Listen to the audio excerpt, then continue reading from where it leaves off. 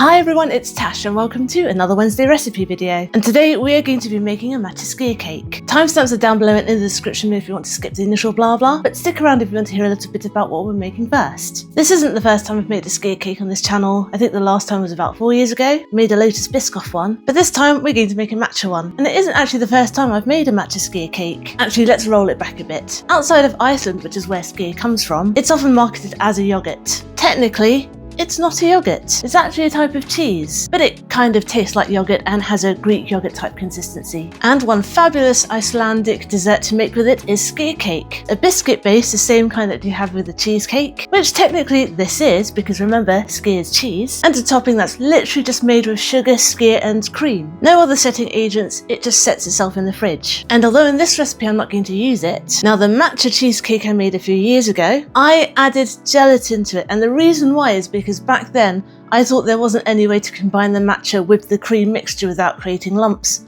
unless you whisk it with water first. Now with many more years working with matcha, I know that you can actually whisk it with cream. However, small caveat, the larger amount of cream to matcha you whisk, the more likely you are going to have lumps. This recipe just about got over that, and I'm pleased to report no matcha lumps, so this is going to be the simplest ever Matcha Skyr cake recipe. No gelatin, no other setting agents, just cream, skyr, sugar and matcha. And of course the biscuit base. So with all that said, let's go to the kitchen and see how it's done. Let's start by making the biscuit base. Here I have 150 grams of malted milk biscuits. Now, usually when you make a cheesecakey type thing, I know you use digestive biscuits or graham crackers if you're an American friend. I just like a bit of a change, and I really like malted milk biscuits for a start. They're super cute. Not that you'll see them now that we're going to destroy them. And also I just like eating them more than I like eating digestive biscuits. And this doesn't use a full pack, so I will be stuck with eating them. And we're going to make some biscuit crumbs. You can do this by putting these in a plastic baggie and bashing them with a rolling pin like I did for my milk mochi recipe video, but I'm going to be lazy and I'm going to process them.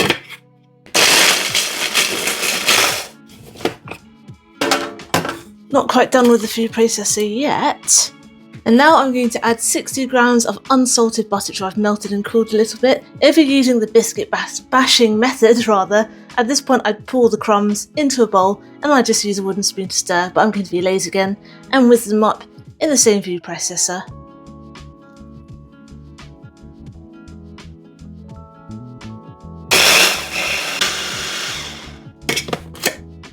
Let's get rid of this, we don't need this anymore.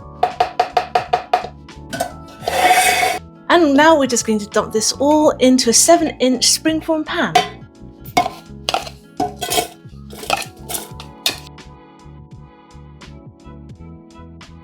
And I'm just going to use the back of the spoon to press it down.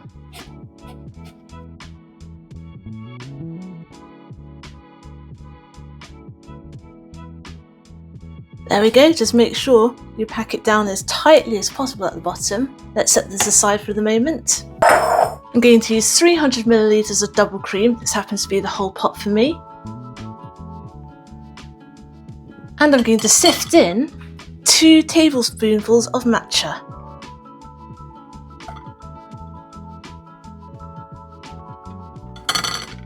Two heaped tablespoonfuls.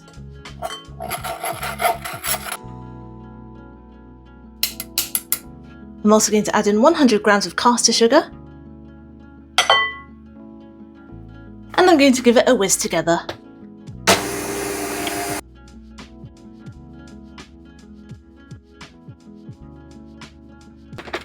Lovely.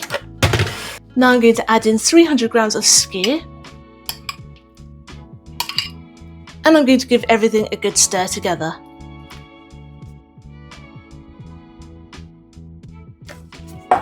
And that's it for the filling. Now we're bringing back the base and we're just going to dollop this in.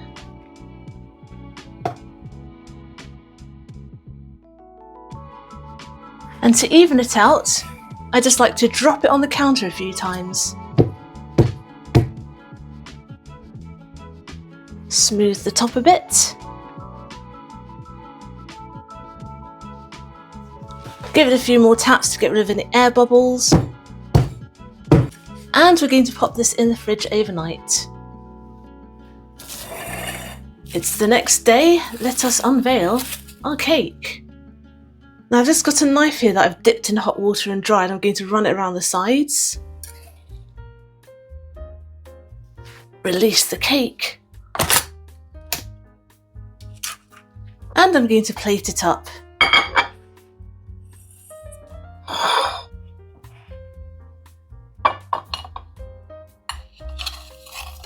Let's cut a nice big slice.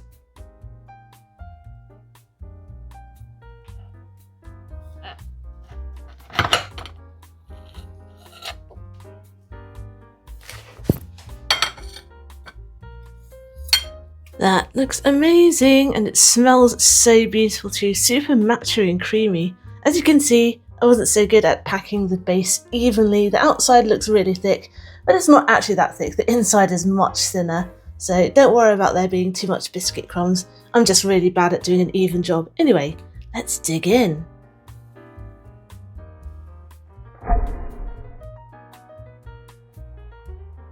Look at how creamy and smooth that looks. It's hard to believe that the only setting agent is the cream itself. Now this only happens when you use double cream, by the way. Don't use whipping cream or any other thinner, less fat cream. You need the fat in the cream to be able to whisk it thick enough so that it sets in the fridge. As you can see, I've been very restrained. I didn't eat the little chunk I sliced out of it. I'm going to right that wrong now.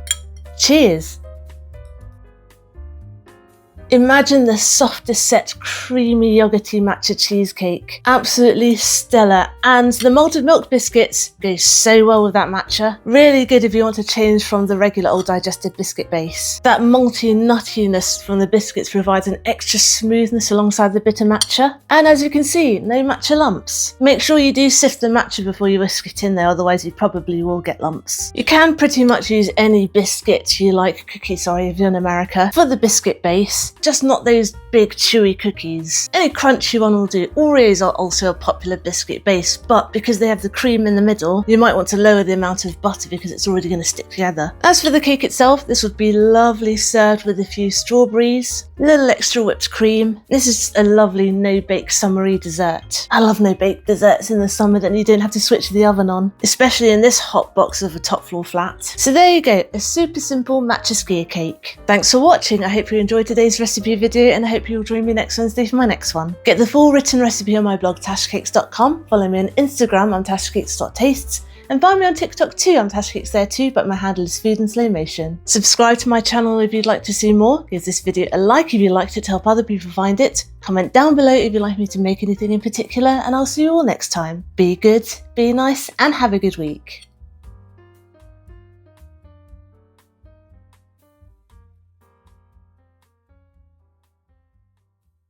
I found a strawberry, well, not lying in the street, it was in my fridge.